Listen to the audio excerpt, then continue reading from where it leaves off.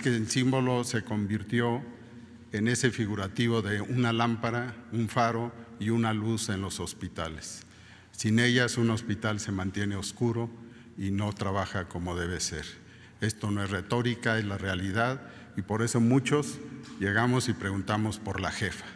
La jefa nos dice qué, la jefa nos dice cómo van las cosas, y hoy, qué mejor para recordar en este Pulso de la Salud a esta gran mujer que además, curiosamente, revisando algunos de sus datos de vida, le gustaba la epidemiología, era buena en epidemiología, le entendía la estadística, era buena en los números.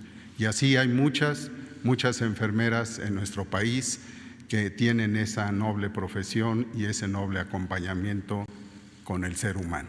Eso es lo que puedo señalar como marco general de este Pulso de la Salud de hoy, y que nos va a permitir, desde luego, además de la valiosa aportación del doctor Hugo López-Gatell en el informe médico técnico de cómo va la epidemia, tanto nacional, a nivel nacional como internacional, pues vamos a tener un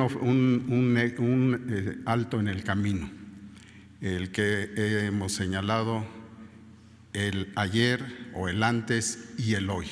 Y esto está en relación con la estructura, con la formación de recursos, con la obtención de insumos, desde el 1 de enero, cómo ha cambiado al día de hoy.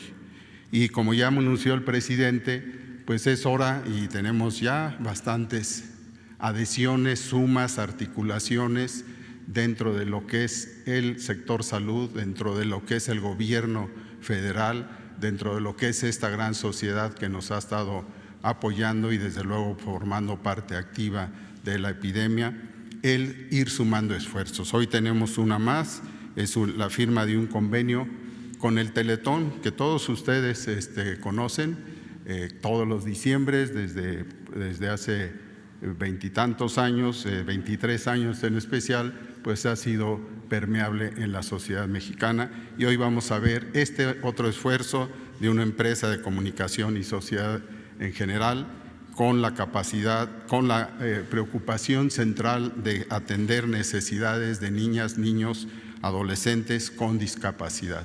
Esto es lo que les quería presentar como marco general, y le pido al doctor Hugo López-Gatell que inicie con el informe correspondiente. Por favor. Con gusto, maestro. Jefa de gobierno, gobernadores, secretaria, secretario, canciller, estimado Fernando Landeros. Voy a ser breve, me centraré en los aspectos básicos del informe técnico. Este es el que presentamos todas las tardes, y de hecho el que presentaré es el corte más reciente, que es el de ayer por la tarde. Si me pasan la primera, en el panorama internacional tenemos que, bueno, primero tenemos ya 50 días de la Jornada Nacional de Sana Distancia, nos restan 3 semanas para completarla. La siguiente. En el informe internacional tenemos que casi 6.257.000 personas han sido detectadas con infección por COVID o por el virus SARS-CoV-2 que causa COVID desde el inicio de la epidemia en enero de este año. Y de ellas tenemos que 29% han tenido en los últimos 14 días, lo que representa la parte activa de la epidemia. La tasa de letalidad global o la proporción de letalidad global se ha mantenido relativamente estable, oscilando entre 6.8 y 7.1, actualmente 7% de los casos detectados. La distribución en el mundo es claramente predominante en América, con más de 50% de los casos, y empieza a emerger la región del Mediterráneo Oriental, en donde tenemos ya más de 8.3% de los casos registrados. Lo que se espera es que, desafortunadamente, en esta región y posteriormente en otras que aparecen con menor frecuencia, empezará a proliferar la transmisión, al tiempo que en Europa, y esta es la parte positiva, empieza a disminuir ya claramente la epidemia. La siguiente.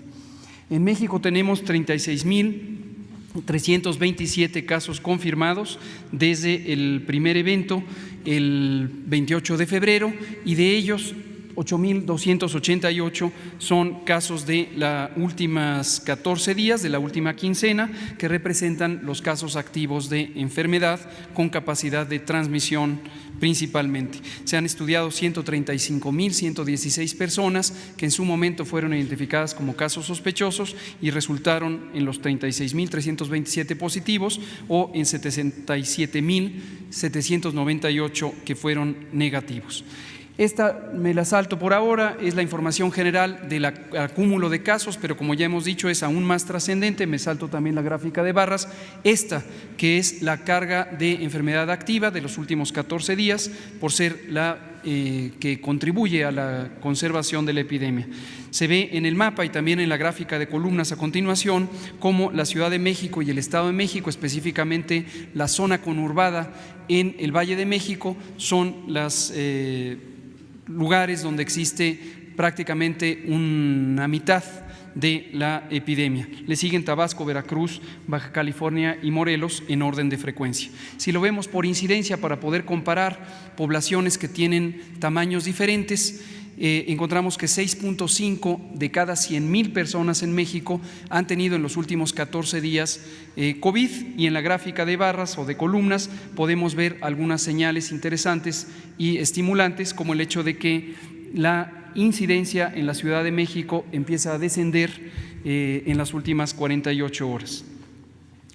Las muy desafortunadas 3.573 defunciones se han ido presentando, aún conservando el mismo patrón que ocurre con los casos acumulados.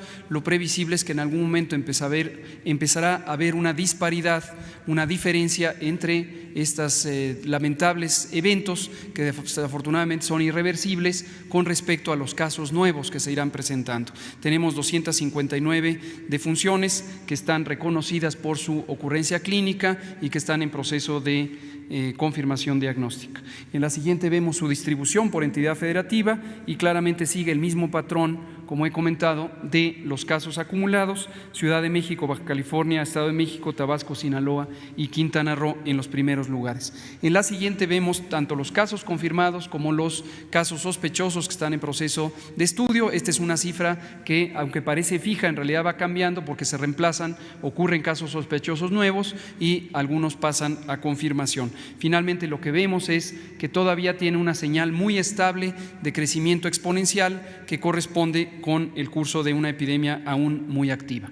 En la penúltima, en esta diapositiva, lo que vemos es la curva acumulada de casos. Esta siempre sube naturalmente porque es la suma de los casos que van ocurriendo cada día, y lo que tenemos es un dato también en cierta manera estimulante, que es ayer tuvimos 3.7% de aumento con respecto a 24 horas antes. Este es el incremento más pequeño que hemos tenido desde que empezó la fase de progresión rápida el 13 de marzo. Y esto se ve por los casos nuevos que van ocurriendo y se representan en las pequeñas barritas o columnas de color anaranjado que están en la parte inferior. La ocupación hospitalaria, finalmente, tenemos que de los hospitales que han sido designados para la atención de infección respiratoria aguda grave, independientemente de que ésta sea primariamente identificada como COVID o personas que llegan con otras enfermedades, pero que también requieren hospitalización o eventualmente apoyo mecánico ventilatorio, tenemos 34% de la ocupación a nivel nacional. Y lo podemos ver en las dos gráficas de columnas, en esta donde se representa la hospitalización general, es decir, son camas generales, no se necesita un tratamiento especializado más allá de los cuidados generales apropiados y en muchos casos suplementación de oxígeno, pero sin intubación.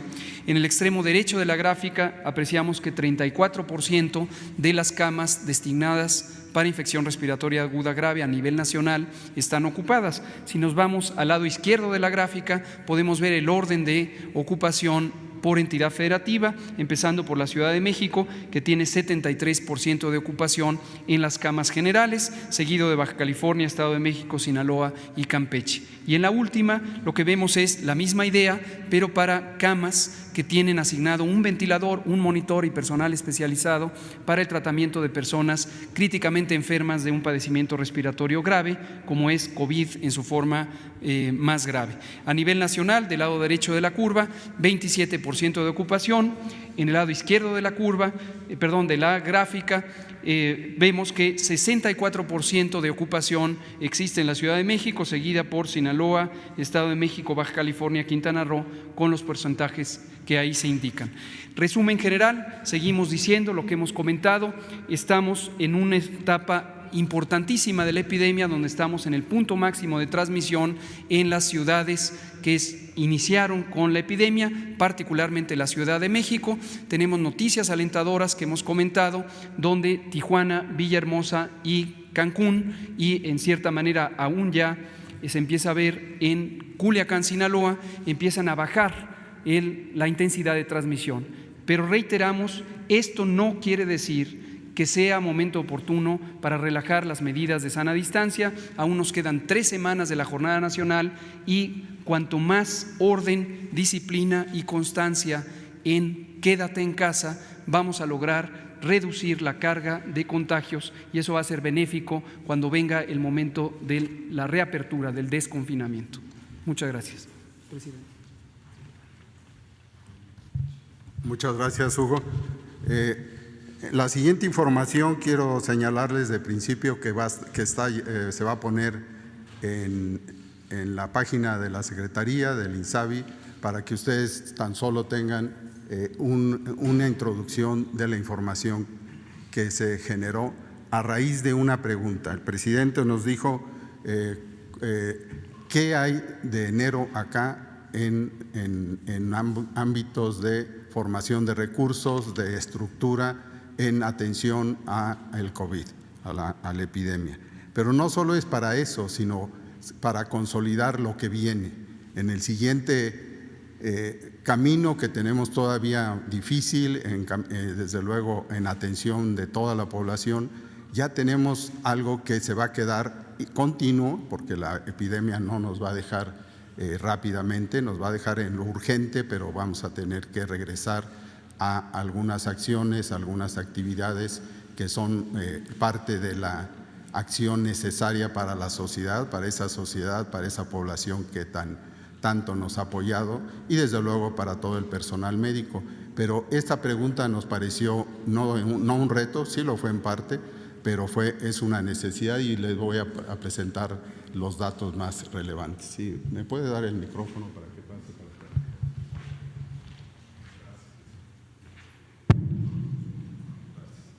Bien, la primera, por favor.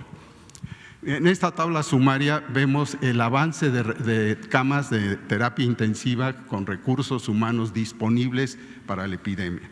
Y lo ponemos así porque podemos tener una cama con un ventilador, pero si no tenemos el equipo que lo maneja, pues es realmente no adecuado. Tenemos desde luego la necesidad de tener en cada cama con terapia intensiva un jefe médico, alguien que conduzca esto, y esta es una estructura piramidal con un jefe y 5 especialistas en urgencias, en neumología, en la misma terapia intensiva, medicina interna, capacitados para la atención de pacientes en situación de emergencia, y que desde luego llevan como pieza central el contar con el equipo de respiración.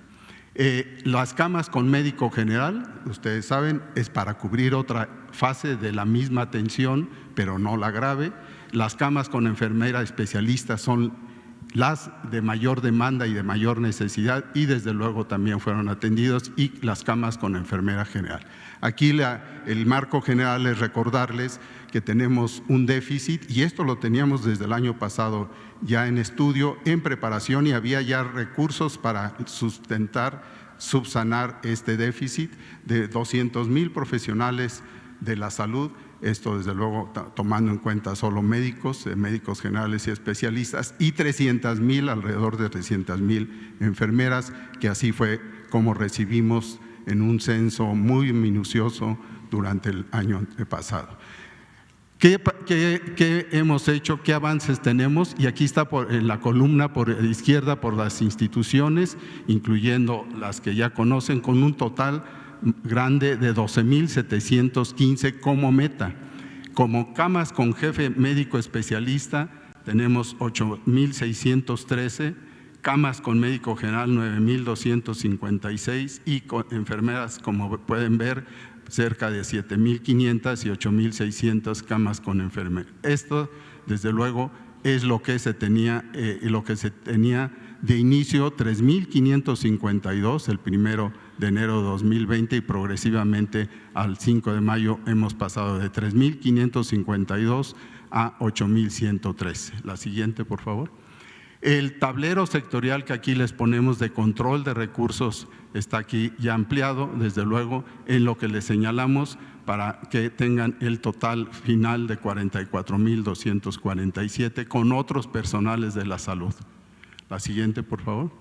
Y la capacitación médica, que es fundamental ante esta falta de especialistas, sea muy meritoriamente y sorprendentemente, al menos para mí, se ha logrado médicos generales, y eso nos acerca a lo que en otros países, y lo puntualizo, la base de la atención médica y sanitaria en general y preventiva de Inglaterra es con la mitad de sus médicos siendo médicos generales de muy buena preparación, y la otra mitad es con especialistas. Esto se cambia en otros países, pero aquí tenemos que estos médicos en general han sido capacitados 36,611 de una capacitación, por ejemplo, aquí está presente en hospitales como Tijuana, Mexicali, y en la tabla lo pueden ustedes constatar, las 36,671 total por estados, tanto en medicina como enfermería, que son los avances que se han tenido.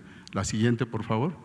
Estos son los médicos del bienestar capacitados y cada vez mayormente contratados. La siguiente, por favor.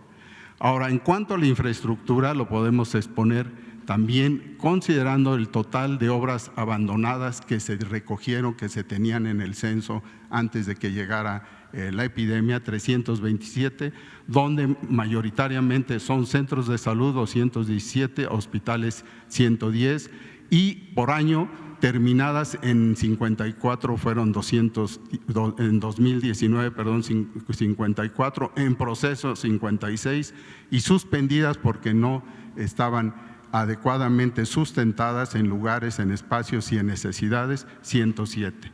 Los hospitales también tuvieron, en el 2019 logramos que se terminaran, se pusieran en función 18, en proceso seguían 50 y suspendidas 42. La siguiente, por favor. El plan de infraestructura de los 32 hospitales ha permitido, y con la atención muy importante de Sedena y de nuestra Secretaría de Marina, dar vida y terminar ya enfocado en el 2020 a camas de terapia intensiva, como ustedes pueden ver en el ejemplo de abajo, 10 hospitales concluidos en estos meses, como están aquí en Coahuila, Guerrero, Hidalgo, etcétera, con camas de terapia intensiva 215 y de hospitalización 150, y esto cubre 16 entidades. La siguiente, por favor.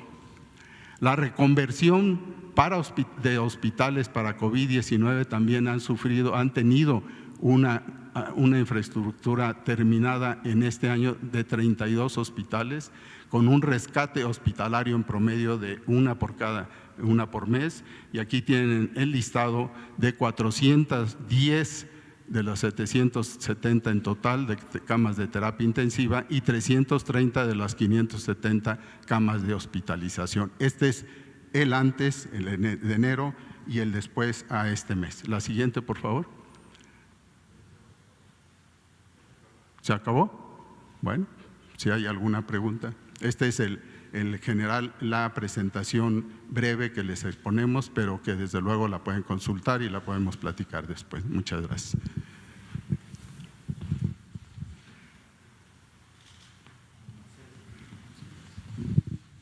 Le pido por favor al canciller que nos haga la introducción de esta firma, con el patronato Teletón, que va a fortalecer, desde luego, como ustedes saben, nuestra capacidad sanitaria.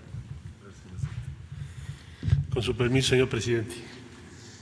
Saludar la presencia de la jefa de gobierno de la Ciudad de México, Claudia Sheinbaum, bienvenida, del señor gobernador del Estado de México, licenciado Del Mazo, bienvenido. Desde luego saludo a mis colegas, señores secretarios, funcionarios, y muy señaladamente al patronato Teletón, que el día de hoy nos acompaña. En un momento más vamos a escuchar a Fernando Landeros, presidente del patronato Teletón y director general de la Fundación. También nos acompañan Mauricio Vázquez, que es Francisco Aguilera, y Rosana Corona del patronato. Muy bienvenidos, bienvenida. El día de hoy, ¿por qué nos acompaña la Fundación Teletón? Bueno, llevamos ya varias semanas con un esfuerzo notable de coincidencia, de convergencia de la sociedad, del sector privado y las instituciones públicas para aumentar la capacidad instalada hospitalaria. Primero se firmó un convenio, como ustedes recordarán, con la Asociación de Hospitales Privados y el Consorcio de Hospitales Privados. A la fecha ya son más de 2.600 pacientes que han atendido en apoyo a las instituciones públicas.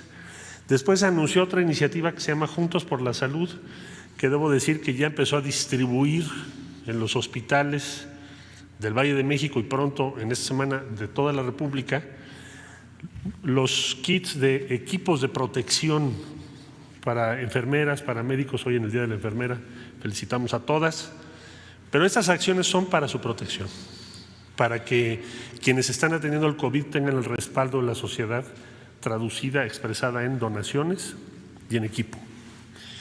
Y el día de hoy damos otro paso muy relevante, porque ¿quién en México no conoce el trabajo que ha hecho la Fundación Teletón y muy señaladamente Fernando Landeros y su equipo? Es un trabajo extraordinario, reconocido en todo el mundo. Yo tuve el privilegio, el honor de poder trabajar junto con él cuando estuve aquí en la jefatura de gobierno de la ciudad para construir uno en Iztapalapa.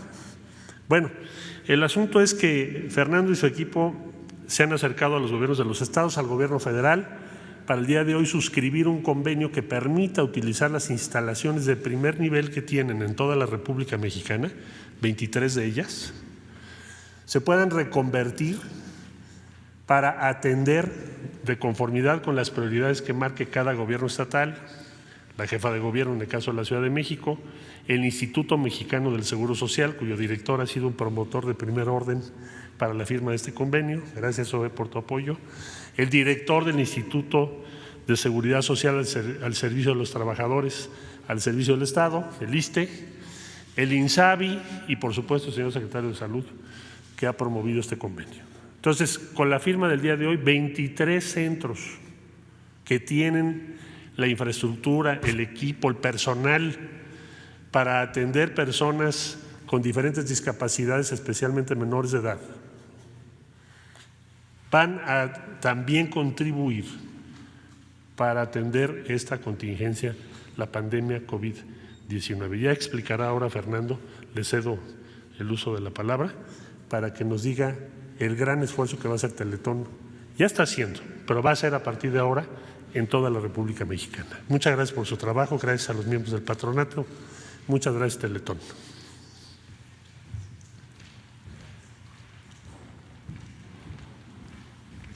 Muchas gracias.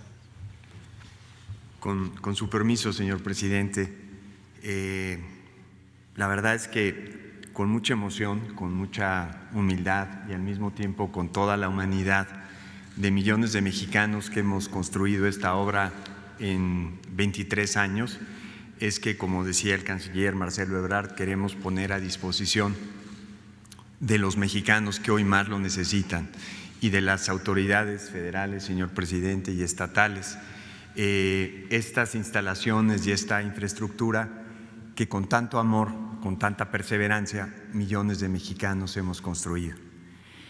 Quiero dar inicio a este informe agradeciendo en primer lugar a un grupo de mexicanos solidarios y generosos quienes han destinado su tiempo, sus recursos y su cariño a la obra de la Fundación Teletón.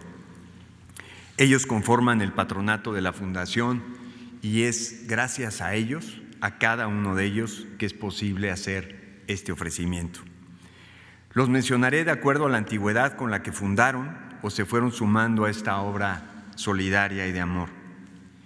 En primer lugar, quiero mencionar al señor Emilio Azcárraga, presidente de Grupo Televisa, con quien emprendí este proyecto hace ya 23 años. También fundador Alejandro Vargas, MBS, Eduardo Ricalde Medina, Juan Francisco Ili Ortiz, El Universal, Francisco Aguirre, Grupo Asir, Francisco Ibarra, Grupo Asir, Francisco Aguirre, Grupo Radio Centro, Adrián Aguirre, Play Telecom, Ignacio Pérez Lizaur, del Nacional Monte de Piedad, Juan Diego Gutiérrez Cortina, de Gutsa Construcciones, Javier Sordo Madaleno, de Grupo Sordo, Sisi Harp Calderoni, Fundación Alfredo Harpelú, José Francisco Aguilera de Alba, de Estudio 3, quien hoy también nos acompaña, André Hernández de Legorreta, de Fundación Legorreta Hernández, Carlos Slim Domit, de Grupo Carso y Telmex, Mauricio Vázquez Ramos, Editorial Ovaciones, también muchas gracias Mauricio, Antonio Leonardo Castañón, de Farmacias del Ahorro, Ricardo Dagdú Calif, de Dagdú Ingenieros, Javier Pérez de Anda, de Grupo Radiorama, Alejandro Ramírez, de Cinépolis, Francisco González, de Grupo Milenio y Grupo Multimedios, Olegario Vázquez Aldir, de Grupo Empresarial Ángeles, Jaime Azcárraga, de Grupo Fórmula y Carlos Breme, de Value Grupo Financiero. Todos los aquí mencionados estamos detrás de las decisiones más importantes que ha tomado esta obra, incluyendo, por supuesto, esta reconversión que, como comentábamos el viernes pasado con el señor presidente, es más que una reconversión de obras, es más que una reconversión de ladrillos, es una invitación a una reconversión a la más profunda solidaridad de todo el país. Pero sin duda, y aún más importantes son quienes han estado adelante de esta obra, y esos son los donadores del Teletón.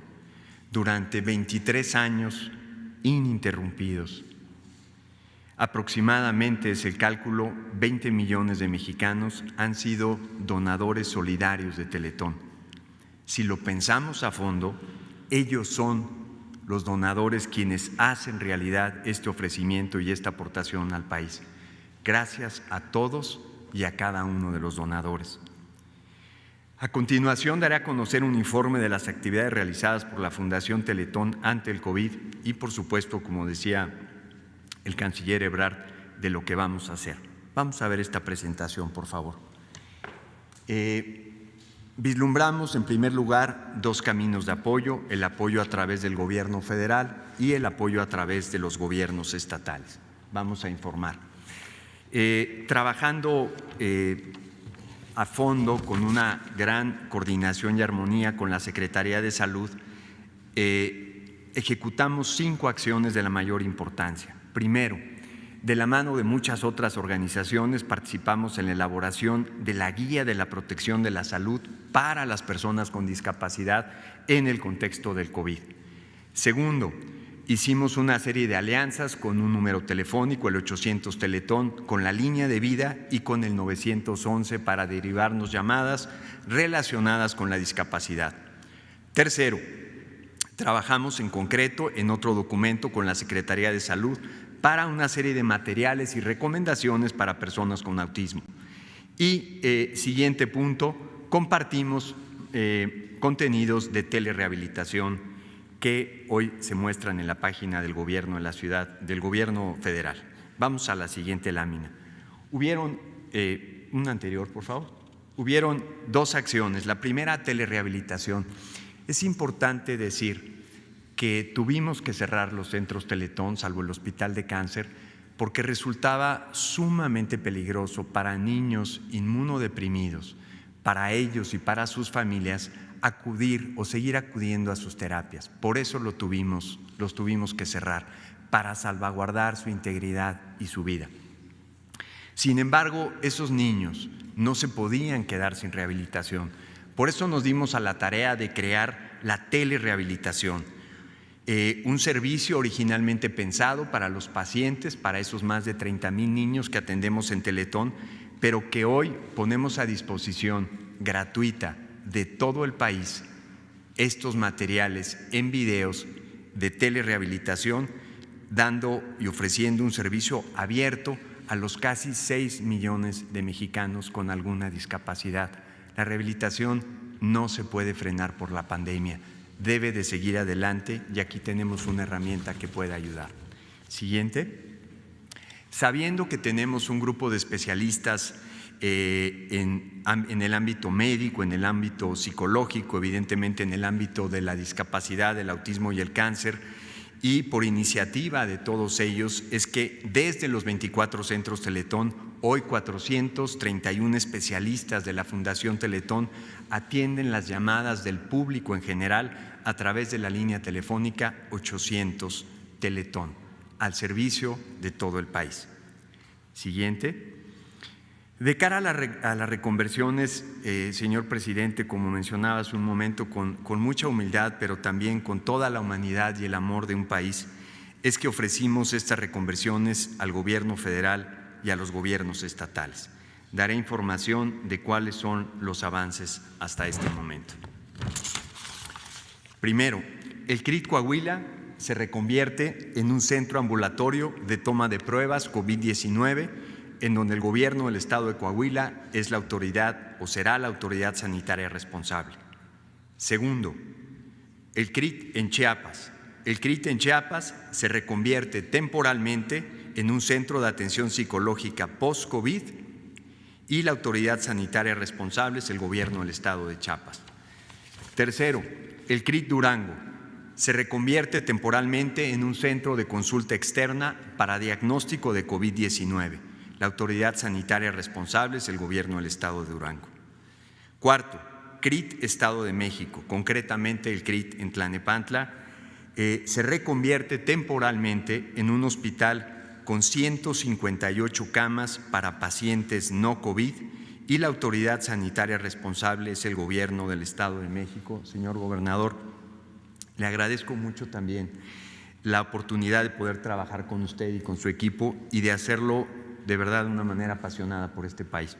Muchas gracias, señor gobernador. Es sin duda hoy el ejemplo más avanzado porque este hospital con las 158 camas está absolutamente listo para recibir a los pacientes. Quinto, el CRIT Hidalgo. El CRIT Hidalgo se reconvierte temporalmente en un hospital no COVID-19. La autoridad sanitaria es el gobierno del estado de Hidalgo. Sexto, el CRIT Occidente, ubicado en Guadalajara, Jalisco, se reconvierte en un hospital COVID-19 de atención respiratoria. Tanto el INER como la Fundación Teletón somos los formadores de los rehabilitadores en enfermedades pulmonares. Aquí somos nosotros mismos quienes seremos la autoridad sanitaria responsable. Séptimo, el CRIT Michoacán se reconvierte temporalmente en un centro de consulta externa ambulatoria para pacientes no COVID, utilizando aproximadamente el 40% de la infraestructura y el gobierno del estado de Michoacán es la autoridad sanitaria responsable. Octavo, el CRIT Sonora se reconvierte temporalmente en un centro operativo de vigilancia epidemiológica y es el gobierno del estado de Sonora la autoridad sanitaria responsable. Noveno, el CRIT Veracruz se reconvierte temporalmente en un CAME, en un centro de atención médica extendida para pacientes no graves post-COVID y es la Secretaría de Salud del Estado de Veracruz, la autoridad sanitaria responsable. En un segundo apartado, de cara a los convenios con el gobierno federal, con el IMSS y con el ISSSTE, informo lo siguiente.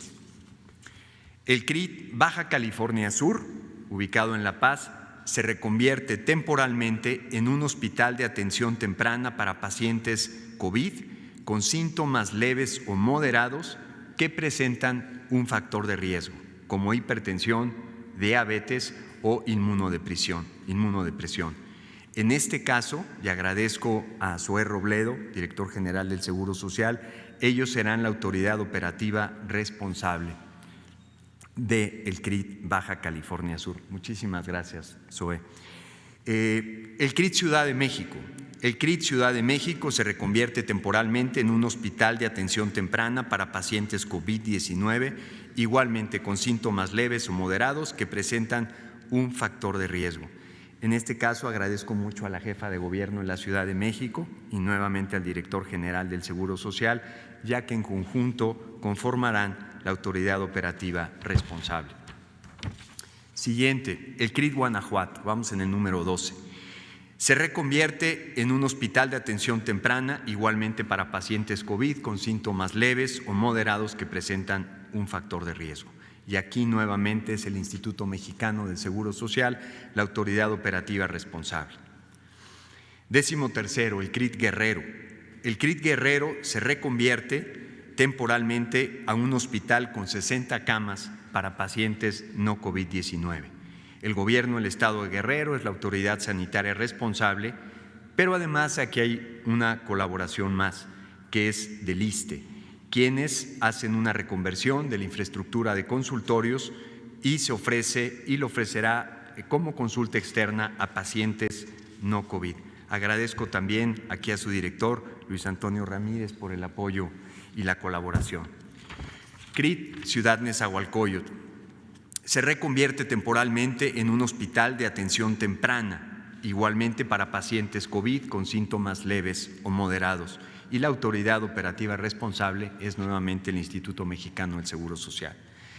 CRIT Oaxaca, número 15, se reconvierte temporalmente en un hospital infantil no COVID y es el gobierno del Estado de Oaxaca la autoridad sanitaria responsable, pero aquí nuevamente la infraestructura de nuestros consultorios será el ISSSTE quien ofrecerá consulta externa a pacientes no COVID.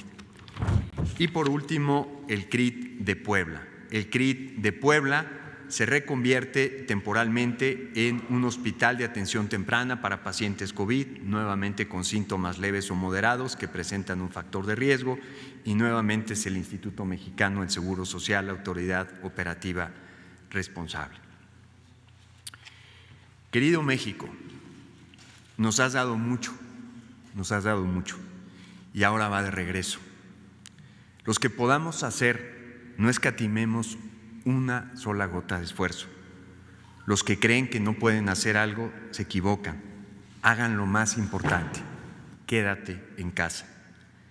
La crisis de la pandemia puede tener resultados muy profundos, pero nada tan profundo y tan arraigado como la solidaridad de México. Muchas gracias, señor presidente.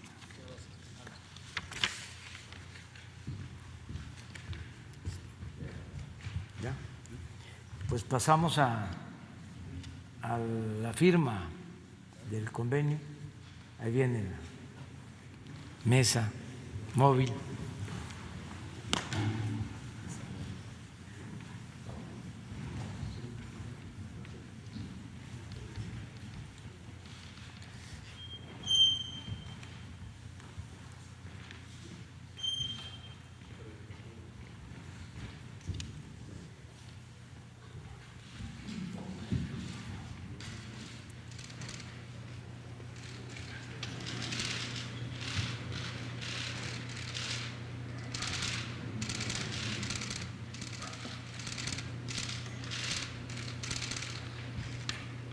Que sean testigos Alfredo y Claudia.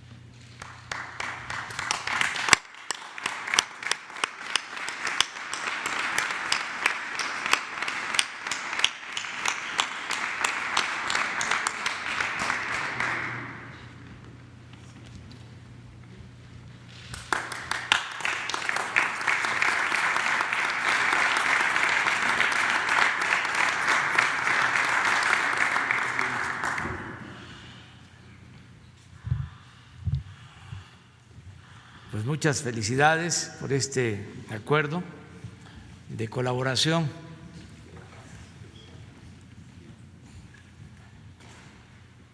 Quiero aprovechar para agradecer a todos los servidores públicos del sector salud por su trabajo. Ya tienen ganada la medalla de bronce, porque la de oro está ya reservada al pueblo de México por su extraordinario comportamiento, por su comportamiento ejemplar. Al pueblo se debe que se vaya avanzando en el combate a esta pandemia. Y como lo hemos dicho, la medalla de plata es para los médicos, las enfermeras. Ha sido muy importante el trabajar de manera coordinada. El secretario de Salud, el doctor Alcocer, el subsecretario Hugo López-Gatell, un grupo de técnicos, especialistas, científicos de lo mejor del país que nos ha asesorado en todo este proceso. Ha sido muy importante la participación del Seguro Social, del ISSSTE. Nos ayuda mucho la nueva institución, el INSABI, que se creó antes del COVID, pero que ha sido fundamental para reforzar todas las medidas sanitarias, aumentar el número de camas, contratar especialistas, doctores, enfermeras. Miren el dato de enero a la fecha, más de 40,000 enfermeras y médicos se han contratado en todas las instituciones del sector salud, más de 40,000. Todo esto también ha sido reforzado por la Secretaría de la Defensa con el plan DN3. Muchos hospitales que habían quedado inconclusos los están terminando los ingenieros militares, los están equipando, personal del Ejército, médicos, militares, están haciéndose cargo de estos hospitales. Se está haciendo como nunca, en muy poco tiempo.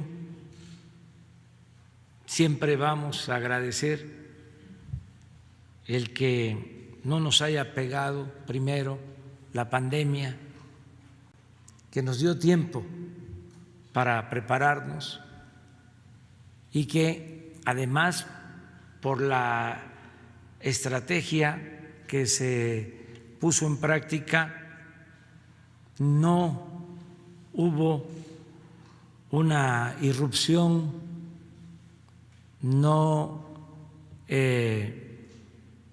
fue algo incontrolable. Se pudo, como se ha estado observando, aplanar la famosa curva, domar la pandemia, y esto nos permitió prepararnos y no fuimos rebasados. Se tienen las camas, tanto de hospitalización general, para hospitalización general, como las camas que se requieren con equipo, con médicos de terapia intensiva. Nos preparamos.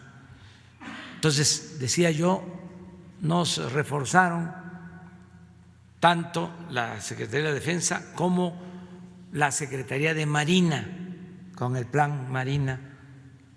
Está aquí también el secretario, el almirante Ojeda, y el general secretario Crescencio Sandoval. Estamos unidos y por si faltara algo, ahora viene el apoyo de la sociedad civil. Hay que reconocer lo que hicieron los dueños de los hospitales privados. Apenas les hablamos, decidieron participar. Recuerdo cómo una tarde en una reunión de todo el sector salud llegamos a la conclusión que iba a ser difícil atender la demanda de contagios de personas afectadas si no destinábamos hospitales completos para la atención del COVID-19.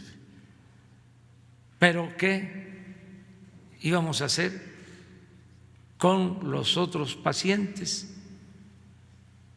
los derechohabientes del seguro, del ISSSTE o la población que no tiene seguridad social, pero que necesita ser atendida por otros padecimientos? Pues entonces fue que se pensó en el convenio con los hospitales privados y de inmediato 3.115 camas para atender a población del Seguro Social, del ISSSTE y a población abierta. Y esto nos permitió utilizar espacios completos de estas instituciones solo para COVID. Luego se acerca la Fundación para la Salud a ofrecer apoyo exclusivo o destinado básicamente a equipos de protección para médicos y enfermeras. Y ya están cumpliendo. Y ahora la Fundación Teletón. Entonces, estamos trabajando en unidad. Esto es muy importante y se va avanzando. Por eso agradecerle a Fernando Landeros, presidente del patronato, a todos los miembros del Consejo de Teletón por su apoyo. Y como Fernando lo mencionaba, el Teletón pues se ha ido creando, se ha ido constituyendo con la participación solidaria de millones de mexicanos que han participado a lo largo del tiempo y que incluso han aportado recursos. Ahora es el mismo pueblo ayudando al pueblo.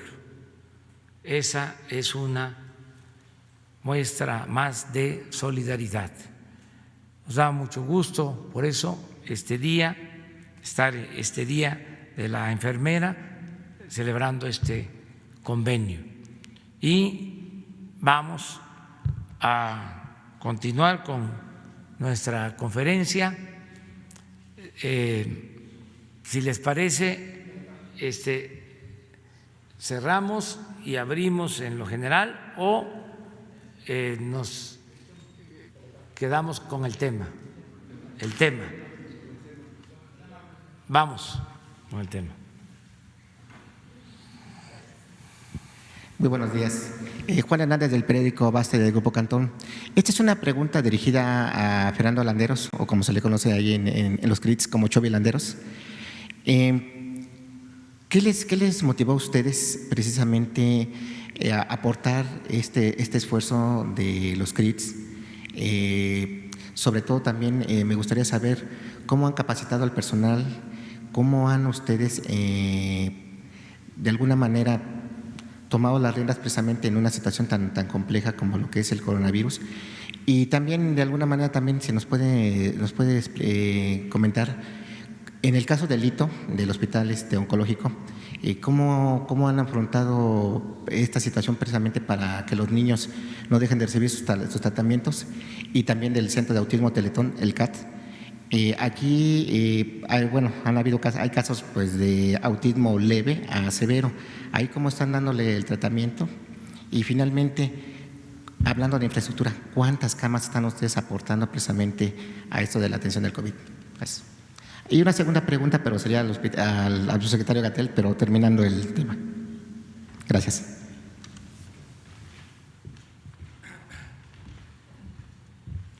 Muchas gracias por la pregunta. Bueno, en primer lugar, fue una decisión de todo el patronato y fue una decisión que tenía dos sabores. Un sabor triste porque nos duele cerrar los centros, porque ahí son más de 30,000 niños, 30,000 vidas las que se atienden todos los días. Ahí creo que como el dolor que compartimos todos los mexicanos, era lo adecuado, era lo que teníamos que hacer. Pero por otro lado, en cada muro, en cada ladrillo de cada centro, hay mucho amor depositado de mexicanos. Y esos centros, esas paredes no se podían quedar vacías cuando en este país hoy hay tanto sufrimiento y tanto dolor. No podíamos cómodamente sentarnos, cerrar las puertas de los centros y esperar a que regresara la normalidad para regresar a nuestra labor ordinaria. Fue por eso que, agradecidos con todo lo que este país ha dado, cada mexicano que hemos donado, hemos puesto de pie esta infraestructura, estas instalaciones. Si hoy no podíamos atender a los niños, para lo cual hemos hecho las donaciones, había que tratar de sumar y de complementar las labores del gobierno federal, del presidente de la República, de los gobernadores estatales, y por supuesto no dejarlos solos y poner ese granito de arena en cuanto a la infraestructura que entre todos donamos. Recibimos mucho, lo estamos dando de regreso. Son 140,000 metros cuadrados los que estamos ofreciendo en todo el país, en 21 estados de la República. El número de camas se va a ir definiendo, se va a ir construyendo a lo largo de estos días. Prácticamente cada hora estamos teniendo avance con las diferentes autoridades. Hoy hay 158 que ya están instaladas en el CRIT del Estado de México, como comentaba hace un momento. ¿Cómo hemos trabajado la capacitación? Hay una parte operativa que la va a realizar el equipo de la Fundación Teletón, pero hay una parte sanitaria que vamos a trabajar en conjunto con las autoridades, que en este caso son los gobiernos del Estado, de los estados, el IMSS o el ISSSTE. Entonces, ahí hay un trabajo de equipo. Y con respecto al hito, al Hospital de Cáncer, es la única institución que no pudimos poner al servicio de todo el país, pues por la sencilla y evidente razón de que ahí tenemos 297 niños con cáncer con un sistema inmunodeprimido. Un virus adentro de un hospital de cáncer infantil sería terrible. Continuamos con la operación. Reforzamos todas las medidas de seguridad para que la promesa de salvarle la vida a esos niños sea una promesa cumplida. Ese hospital sigue funcionando, está ahí en Querétaro y creo que es un orgullo de todos los mexicanos.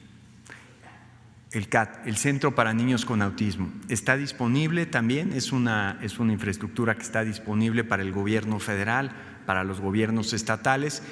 Y mientras se toma la decisión de si utilizarlo o no, está en Ecatepec, ustedes lo saben, hemos trabajado con la Secretaría de Salud en la elaboración de materiales que permiten al personal sanitario saber cómo cuidar, cómo atender a las personas con discapacidad, a las personas con autismo.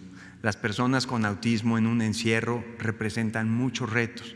Las personas con autismo requieren de ciertos permisos especiales y de salidas porque su condición les genera una terrible angustia personal y familiar.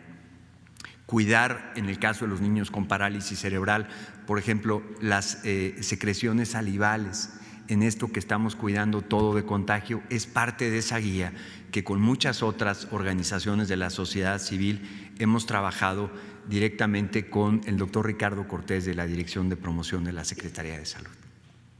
Gracias. ¿Ya?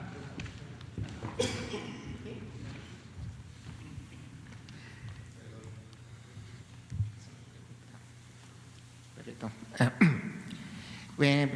Buenos días, perdón. Antes que nada, bueno, agradecerles. Y usted ha dicho que los túneles de sanitizantes es un desperdicio de dinero público y que se arriesga la salud de los mexicanos porque no es confiable. Sin embargo, en Tabasco, Evaristo Hernández, alcalde del centro de Villahermosa, acaba de instalar 4 túneles sin informar el costo. ¿Qué procede allí en este caso? Gracias. Muchas gracias. Recontextualizo lo que dije y lo digo consistentemente, no solo sobre túneles, sino sobre muchas otras cosas. Existe una importante diferencia entre dos conceptos que explicaré de manera sencilla: eficacia y efectividad. Eficacia es la capacidad de un instrumento, un programa, una intervención, un medicamento, una vacuna, cualquier producto para causar un beneficio esperado en condiciones ideales, posiblemente experimentales. Efectividad es lo mismo, pero en condiciones reales. Y suele existir una brecha, una separación importante entre eficacia y efectividad. Para decirlo de manera simple, todo depende de cómo se usan las cosas. Entonces, los túneles sanitizantes han sido diseñados para operar en condiciones peculiares, en condiciones controladas. Por ejemplo, cuando se utiliza un equipo de protección personal que protege, por un lado, respecto al daño tóxico que puede causar los aerosoles de la sustancia sanitizante, y además se contemplan los tiempos en los que la persona debe estar dentro del túnel sanitizante, y además se utiliza en particular protectores oculares y protectores de la vía respiratoria para evitar que los aerosoles que producen el propio túnel sanitizante pudieran causar un daño. Es decir, si las cosas no se usan de acuerdo al manual de operación, pueden tener un efecto de menor capacidad o incluso un efecto indeseable. Entonces, eso es lo que he dicho respecto a túneles sanitizantes. Y en general lo digo respecto a cualquier intervención. Vale la pena que cuando se considera una intervención potencialmente útil, existe una asesoría técnica adecuada para que se use solamente donde es posible que va a ser bien utilizado.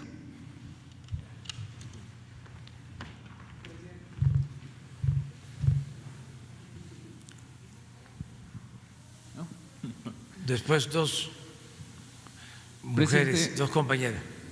Buenos días, Luis Méndez de Notimex. Le haré los planteamientos sobre el tema. Solo entenderé que entonces el tema que le planteé ayer sobre el decreto presidencial lo abordaremos mañana o en una segunda oportunidad. ¿Sí? Ok, bueno. Sobre el tema, estos recursos, ¿cuáles serán los recursos que se destinarán para esta alianza que establecen con los CRIT? ¿Cuánto se va a destinar? ¿Quiénes serán el personal destinado para que se atienda a la población en estos espacios? Si van a ser personal de los nuevos contratados y cuántos serían los que entrarían en funciones. Una segunda pregunta que me gustaría hacerle sobre este tema del COVID, presidente, es: ya se empieza a hablar del regreso, pero una vez que nos presentó el doctor Alcocer este avance de camas, de ventiladores, de mayor equipo que se ha adquirido, ¿México tendrá la capacidad hospitalaria una vez que se retomen las actividades y en caso de que haya un rebrote de esta pandemia? Ese sería como el panorama. Y preguntarle al secretario de Marina, presidente, si usted me lo permite, ¿cómo van los refugios que se habilitaron para atender a los pacientes de COVID? Y en el caso de la Ciudad de México, ¿qué se está haciendo para los trabajadores del metro? Gracias, presidente. Bueno, pues En cuanto al financiamiento, yo quiero recordarles que cuando se aprobó la creación del INSABI y se decidió garantizar el derecho a la salud, atención médica y medicamentos gratuitos para todos los mexicanos, se incrementó el presupuesto del sector salud en 40,000 millones de pesos antes del COVID. Entonces, se presenta la pandemia y teníamos y seguimos teniendo recursos suficientes. Hay fondos para equipar hospitales, para la contratación de médicos, para la compra de equipos. En el caso de estos centros de rehabilitación, lo que se necesite de camas, de equipos, los médicos, pues van a estar a cargo de las instituciones que sean responsables, ya sea el Seguro Social, el ISSSTE, el INSABI, los gobiernos estatales. Lo importante, entre otras cosas, es que la Fundación Teletón entrega estas instalaciones sin propósitos de lucro, es decir, no cobra, pone a disposición del sector salud y de los gobiernos estatales todas las instalaciones. Eso es lo que yo puedo contestar. En el informe del sector salud sobre médicos contratados, el número de camas que tenemos, los equipos, cuántos ventiladores se han adquirido, todo el abasto que ha llegado de equipos para personal médico de China, de Estados Unidos, toda esa información y lo ejercido, lo que me preguntaba ayer la compañera de Veracruz sobre cómo están llegando, cómo se están distribuyendo los equipos médicos, todo se va a dar a conocer hoy en un anexo, porque se hizo la presentación en la mañana en la reunión de seguridad, pero es muy extenso. Por eso hizo un resumen el doctor Alcocer con el compromiso de presentar todo el anexo, cuántos hospitales se han rehabilitado, cuántos equipos se han adquirido, cuántos se ha ejercido, toda la información se va a poner a disposición de los mexicanos el día de hoy. Luego preguntaste, sí,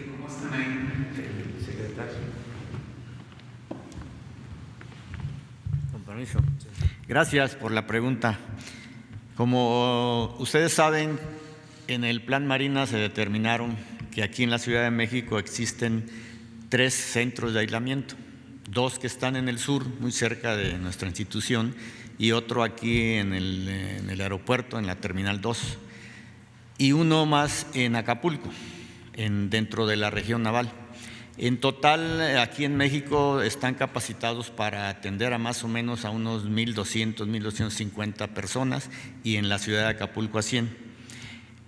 Hasta el día de hoy, todos los días se reúnen vía videoconferencia con personal de la Ciudad de México, que está bajo el control de la doctora Claudia, y ahí el comandante del cuartel general de aquí de la Ciudad de México es el que lleva ese control de los 4 centros y se determina cómo vamos. Hasta el día de la fecha no ha habido personas que se acerquen, y eso pues de una u otra manera a nosotros nos indica que no hay todavía la necesidad, porque realmente sí saben que ahí existen y que están a disposición. Esos centros de aislamiento van a recibir a personas que tengan algún problema con la enfermedad, pero que no sean críticos. Si se recibe a alguien ahí, o de los que se reciban, si pasa una cuestión crítica, tenemos al hospital ahí para atenderlos. Es un centro de aislamiento donde se les va a dar a las personas pues alimentación, el lugar donde van a estar viviendo prácticamente la cuarentena, equipo propio. Prácticamente ellos llegan con su ropa de civil y nosotros les quitamos esa ropa y les ponemos ropa adecuada para estar ahí. Pero a la fecha no tenemos hasta ahorita ninguna, pero estamos listos para recibirlos. Gracias.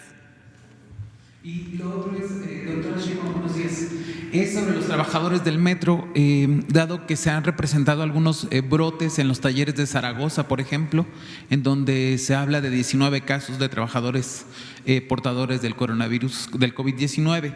¿Qué está pasando al interior del metro, doctora, respecto al apoyo que se les da a esos trabajadores? ¿Cómo es la forma de trabajo y cómo se evita que se den mayores contagios, por favor, doctora? Sí, presidente, muchas gracias. Hemos tenido varios contagios en el gobierno de la ciudad y en particular en el metro. Muchas veces, o la gran mayoría de las veces, pensamos en los médicos, hombres y mujeres, enfermeras, que aprovecho para dar reconocimiento y agradecimiento el Día Internacional de la Enfermera el día de hoy, y no contabilizamos a muchas otras personas que tienen que trabajar todos los días para el beneficio de todos. Y esos son, por ejemplo, los trabajadores y trabajadoras del metro. Entonces, hay algunos de ellos que han enfermado, es un porcentaje, normalmente lo damos públicamente, no tengo el dato ahora, pero con gusto se los damos, inclusive algunos trabajadores que han fallecido. Y pues lo que se hace ahí es las medidas de sana distancia, todos los protocolos para cuidarlos y darles todo el apoyo a las familias y a los trabajadores que enferman.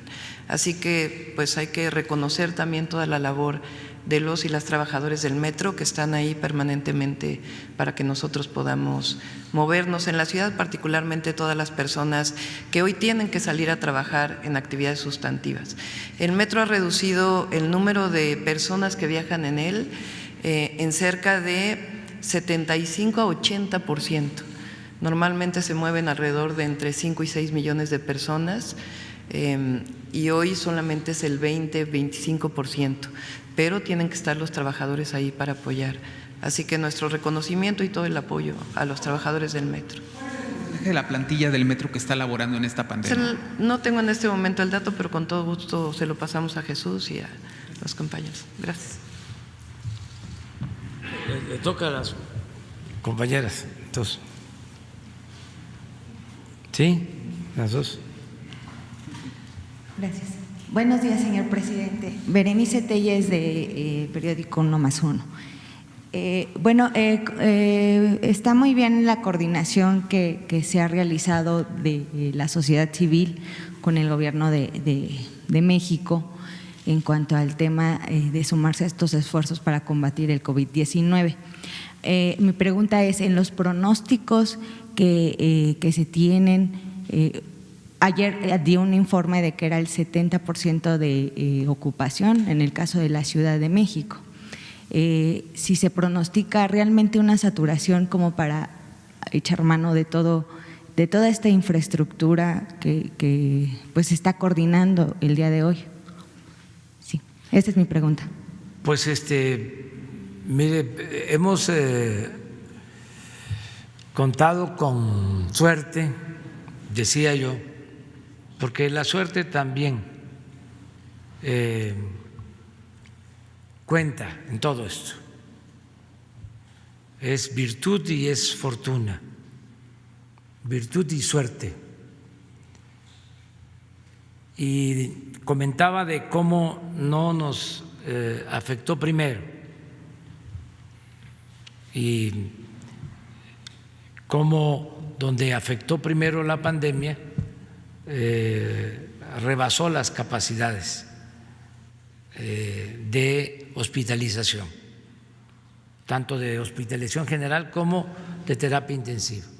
Esto en países de Europa, incluso en Estados Unidos o en algunas ciudades como Nueva York. Nosotros nos dio tiempo para prepararnos, pero otro elemento bueno es de que no se presenta la pandemia en todo el territorio parejo,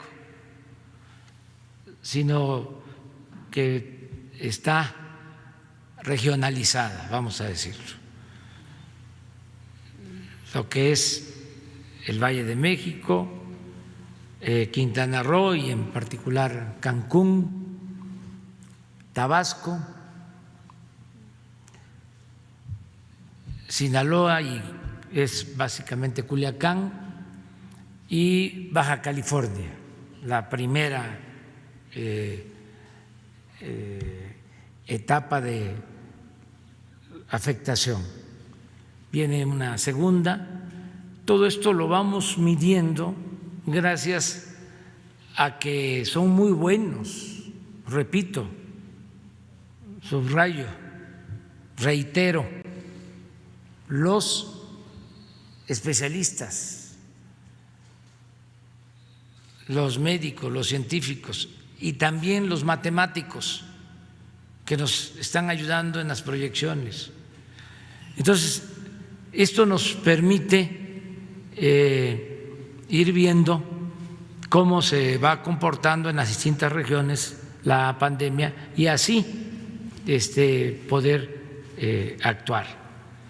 Yo les confieso que hace un mes y medio que estaba en Baja California, en Tijuana, recibí un informe en el sentido de que teníamos que tomar decisiones con urgencia porque podíamos ser rebasados. Y a partir de ahí se le empezó a llamar a la gente.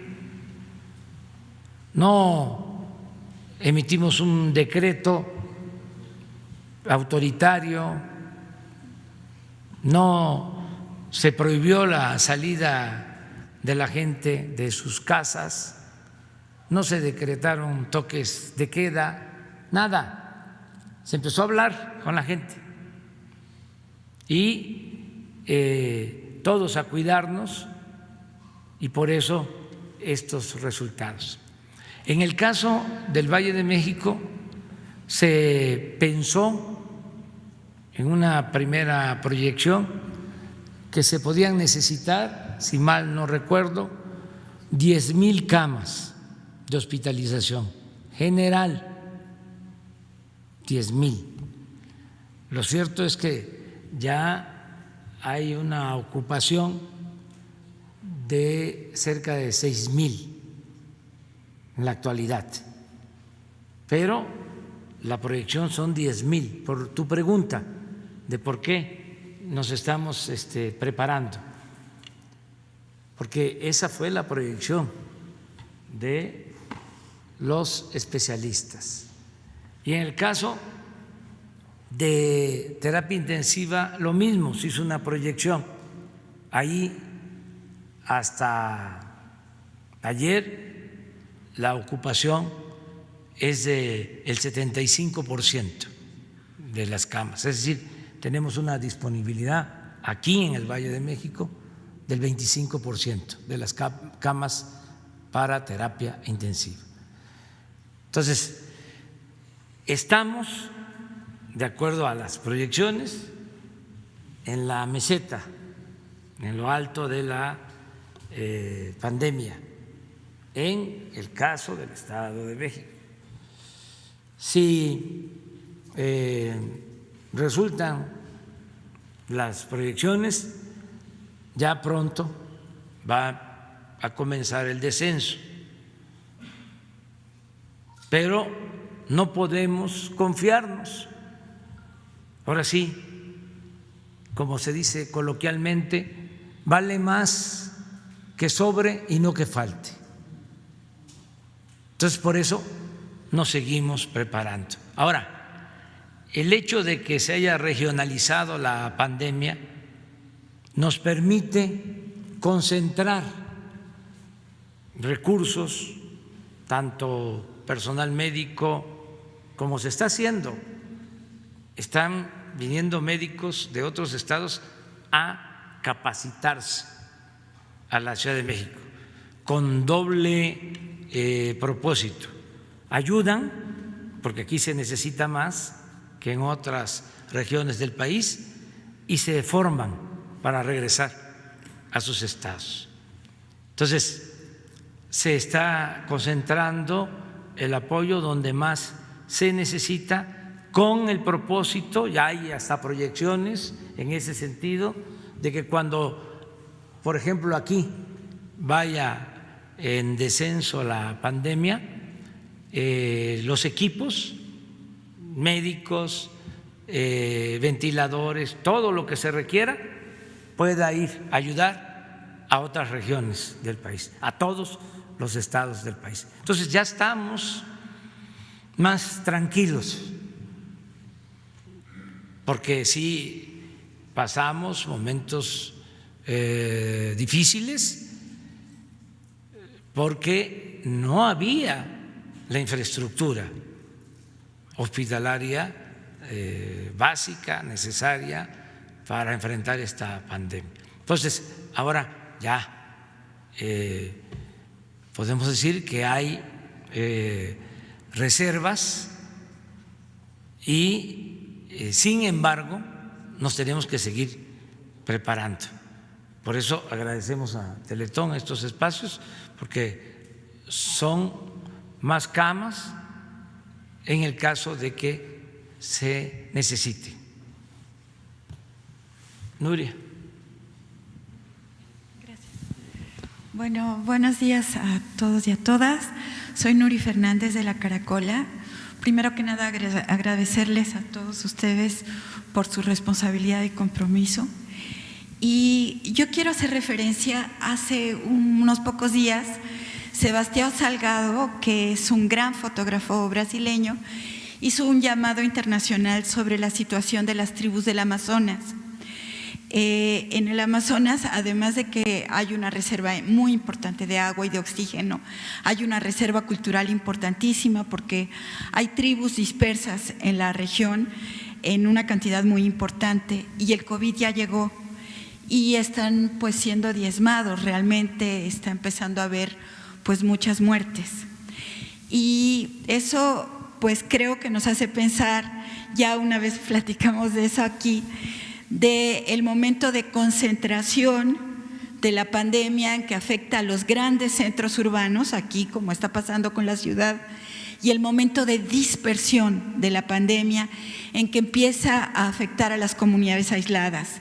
Este momento, segundo momento, es muy peligroso porque en las comunidades no hay servicios hospitalarios y vemos que el COVID avanza muy rápido, en días y a veces en horas, en el cuerpo. Entonces, yo sé que se está haciendo un esfuerzo por parte del INPI y de Adelfo Regino, que se está haciendo esta campaña de quédate en tu comunidad, y se están haciendo audios y material de difusión para informar a las comunidades. Pero la pregunta específica es, ¿cuál es la situación en este momento en las comunidades indígenas y los pueblos originarios? ¿Hasta qué punto está llegando ya la pandemia? Y se habla de casos entre los rarámuris, pero no tenemos una información cierta. Gracias. Bueno, también eso es un elemento bueno. Miren, hablaba yo o escribí hace unos días acerca de cómo la pandemia no ha afectado tanto a África, Ustedes ven cómo está la pandemia en el mundo. Ya lleva tiempo que África tiene pocos casos, y eso es una bendición, porque es un continente pobre, sin infraestructura de salud. Si esta pandemia rebasó las instalaciones hospitalarias de países desarrollados, de potencias, en China tuvieron que hacer hospitales con urgencia, en Europa ya hablamos de la saturación, en Estados Unidos, imagínense África. Bueno, afortunadamente no ha pegado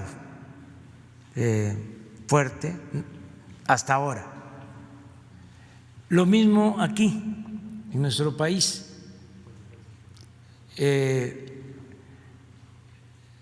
Hay de los 2.500 municipios, hay alrededor de 1.000 con casos, como 1.000 o 1.100 aproximadamente, que no tienen casos, pero son vecinos de los que sí tienen ya casos. Y hay como 400 completamente limpios, 300, 400 limpios, que ni los vecinos tienen casos. Y esto coincide con las comunidades indígenas. Por ejemplo, de esos 300, 400, la mayoría son municipios de Oaxaca. Les puedo decir que toda la Sierra Norte, la Sierra Juárez, está prácticamente limpia de contagios, muy pocos municipios de Oaxaca, y así en otras regiones. Mañana, qué bien que me hacen esta pregunta, ¿cómo estamos viendo? Porque la pandemia, en efecto, es ofensiva, pero nosotros también estamos muy pendientes. Estamos de guardia para actuar pronto. Mañana vamos a dar a conocer ya el plan de el regreso a la nueva normalidad. Mañana. Y se va a exponer esto que estoy mencionando, de cuántos municipios están sin contagio, cuáles son los que están más afectados, y a partir de eso se va a hacer una propuesta para el regreso, subrayo, a la nueva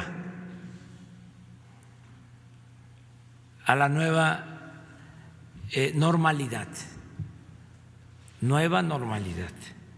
No es el regreso a la normalidad, es el regreso a la nueva normalidad, porque ya hubo cambios, cambió la realidad, es otra, y tenemos que iniciar una etapa nueva con otros procedimientos, con otros métodos, con otras actitudes, con otros comportamientos. pero ya vamos a regresar a la nueva normalidad. Eso es lo que puedo comentar. Y estamos muy pendientes, muy atentos. Si les parece, ya lo dejamos hasta ahí para poder procesar toda la información, porque fue bastante. Y además se va a subir a la red toda la información y nos vamos a seguir encontrando. Hoy Hugo vuelve de 7 a 8 y mañana estamos aquí temprano. Mañana nos vemos. Quedan pendientes. Tú también. 3, 4. A ver, Jesús. Bueno, nos vemos. Muchas gracias. Y un aplauso a Teletón.